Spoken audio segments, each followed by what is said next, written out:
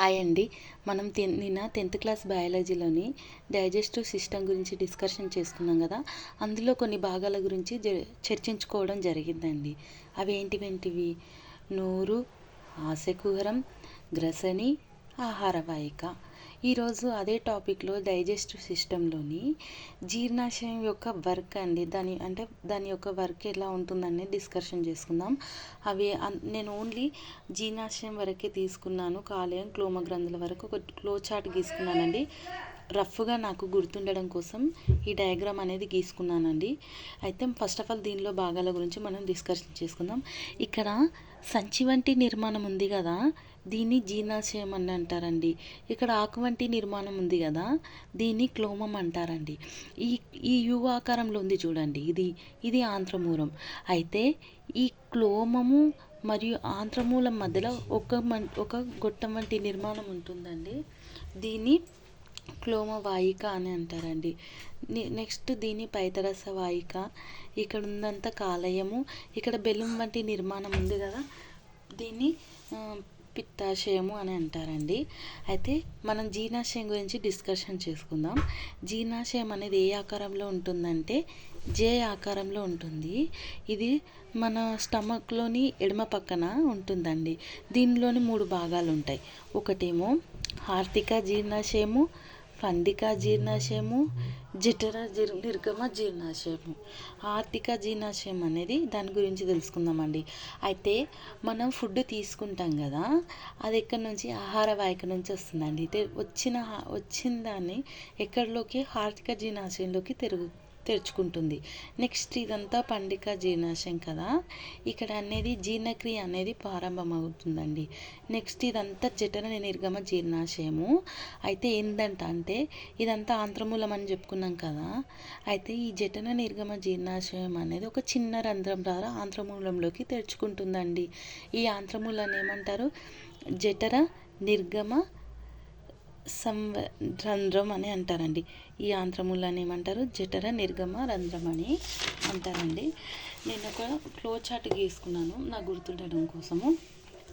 జఠర నిర్గమ జీర్ణాశయం అన్నది ఆంత్రమూలంలోకి తెరుచుకునే ద్వారాన్ని రక్షిస్తూ ఏముంటుంది? జఠర నిర్గమ సంవరణి అనేది ఉంటుందండి. అయితే ఈ జీర్ణాశయ కుడ్యంలో కొన్ని కండరాలు ఉంటాయండి. అవి అనియంత్రిత కండరాలు. జీర్ణాశయ కుడ్యంలో ఉండే కండరాలను ఏమంటారు? అనియంత్రిత కండరాలు అని అంటారండి. ఇవి ఎట్లుంటాయంటే ఏటవాలుగా వర్తులాకారంలో ఉంటాయండి.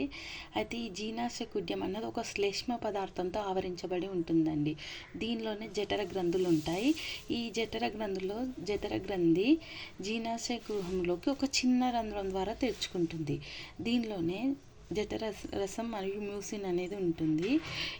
ఈ జఠరసం అనేది ఎట్లుంటుందంటే చిక్కగా తేటగా ఎండుగడ్డి ఆకారంలో ఉంటుందండి. ఇవి మనకు ఇంపార్టెంట్ అండి. ఖచ్చితంగా ఈ డైజెస్టివ్ సిస్టమ్ నుంచి 1 మార్కు, 2 మార్కులు, 3 మార్కులు ఖచ్చితంగా వస్తాయండి. ఖచ్చితంగా ఇది చాలా ఇంపార్టెంట్ టాపిక్. అయితే ఈ జఠర రసం అనేదిలోని ఎంజైమ్స్ మరియు HCl అనేది ఉంటుందండి.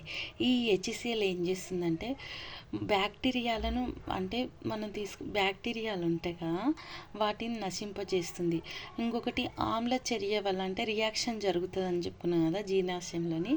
అయితే కుడ్యం నాశనం కాకుండా శ్లేష్మ పదార్థం ఈ HCl ఈ రియాక్షన్ వల్ల జీర్ణాశయ కుడ్యం నాశనం కాకుండా శ్లేష్మ పదార్థం అనేది రక్షిస్తుందండి.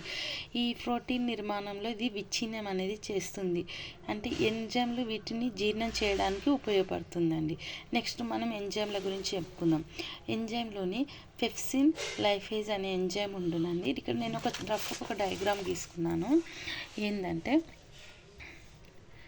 ఫస్ట్ ఆల్ పెప్సిన్ ఎక్కడి నుంచి స్రవించబడుతుంది? జీర్ణాశయం నుంచి స్రవించబడుతుంది. దేనిలోకి విడుదలవుతుంది? జీర్ణాశయంలోకి విడుదలవుతుంది. అయితే ఇందులో ఉండే రసం ఏంది? జీర్ణరసం. దేంతో చర్య జరుగుతుంది? ప్రోటీన్లతో చర్య జరుగుతుంది. లాస్ట్కి ఏమవుతుంది? పెప్టోన్లుగా, అంటే ఉత్పాదకాలు, అంటే లాస్ట్ వచ్చే ఉత్పాదకమైంది ఇవి ఏమవుతాయి? పెప్టోన్లుగా ఏర్పడతాయి. Next lipase. ఇది ఎక్కడి నుంచి స్రవించబడుతుంది? జీర్ణాశయం నుంచి స్రవించబడుతుంది. దేనిలోకి విడుదలవుతుంది? జీర్ణాశయంలోకి విడుదలవుతుంది. ఇందులో ఉండే రసం జీర్ణరసం. ఇది దేంతో చర్య జరుగుతుంది? కొవ్వులతో చర్య జరుగుతుంది. ఏర్పడే ఉత్పత్తులేవి కొవ్వు ఆమ్లాలు గ్లిజరాల్ అండి. నెక్స్ట్ రెనిన్ ఉంది కదా, ఎక్కడి నుంచి స్రవించబడుతుంది? జీర్ణాశయంలోకి.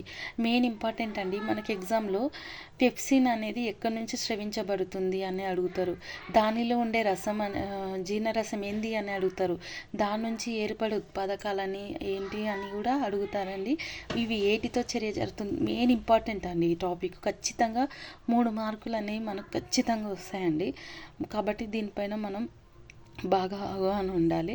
నెక్స్ట్ ఇక్కడ రెనిన్ అనేది ఉంది కదా, ఎక్కడి నుంచి స్రవించబడుతుంది? జీర్ణాశయం నుంచి స్రవించబడుతుంది. దేనిలోకి విడుదలవుతుంది? జీర్ణాశయంలోకి విడుదలవుతుంది. ఉండే రసం ఏంది? జీర్ణరసం. దేంట్లో? మిల్క్తో రియాక్షన్ జరుగుతాయి, ఏమవుతుంది? పెరుగుగా తయారవుతుంది. అయితే ఇక్కడ నేను ఇచ్చిన చూడండి ప్రోటీన్స్, ఈ ప్రోటీన్లు ఉన్నాయి కదా, దేంతో? పెప్సిన్ అనే ఎంజైమ్తో చర్య జరిపి ఏమవుతుంది? పెప్టోన్లు ప్రోటీయేజులుగా తయారవుతుంది. నెక్స్ట్ కొవ్వులు లైఫేజ్ అనే, హేజ్ అంటేనే ఎంజైమ్ అండి. లైఫేజ్, పెప్సినోజన్, ఇట్లా లాస్ట్ ఏజ్ అని వస్తే అవి ఎంజైమ్లని మనం గుర్తుపెట్టుకోవాలండి. లైఫేజ్ అనేది దేంతో చర్య జరుగుతుంది? కొవ్వులతో చర్య జరుగుతుంది. లాస్ట్కి ఏమవుతుంది? కొవ్వు ఆమ్లాలు గ్లిజరాల్గా ఏర్పడతాయండి. నెక్స్ట్ రెనిన్ ఉంది కదా, దేంతో పాలతో చర్య జరిపి పెరుగుగా మారుస్తుందంట అండి. అయితే ఈ డైజెస్ట్ మనం చెప్పుకున్నాం కదా ఈరోజు.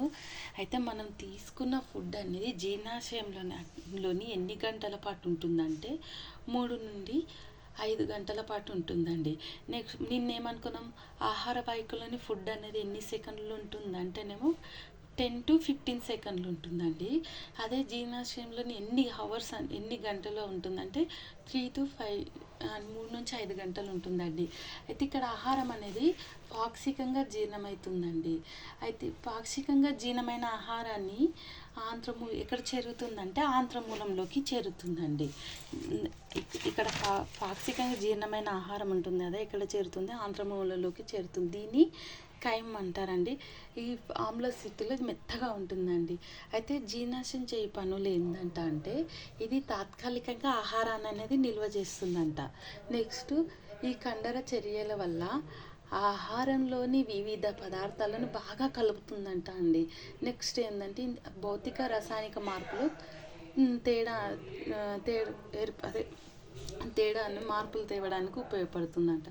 ఈరోజు మనం డైజెస్టివ్ సిస్టమ్ యొక్క వర్క్ గురించి డిస్కషన్ చేసుకుందాం కదా. రేపు ఇందులోనే కాలేయం క్లోమం అంటే ఏందో తెలుసుకుందామండి. Please subscribe my channel.